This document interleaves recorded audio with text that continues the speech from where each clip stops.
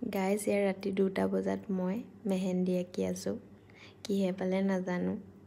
2টা বজাত গাইজ আৰু এয়া ইমান ভালকৈ নাজানো ভাল লাগিলে কমেণ্ট কৰিব আৰু ইয়াৰ ৰাতিপুৱা ৰুটি চব্জি চাহ এনেকৈ দাইল আছিলে খাই ল'লোঁ খাই আবেলি শুই উঠি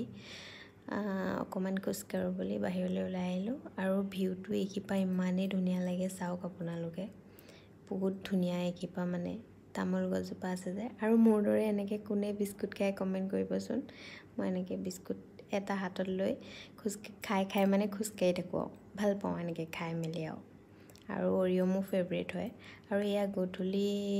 লাই শাকৰ পকৰা বনাইছিলে মায়ে চাহ খালোঁ আৰু এয়া মই নিজকে চাই থাকোঁ কেমেৰাটো অন কৰি আকৌ আইনাত নিজকে একদম 10-12 চাই থাকোঁ আৰু ৰাতি সাজত আছিলে চিকেন ড্ৰাই ফ্ৰাই ঔটেঙাৰ মাছৰ জোল আকৌ মেটেকা চিকেন নেমু ইমানেই টেষ্টি হৈছিলে নহয় মানে খাই বহুত ভাল লাগিছিলে মানে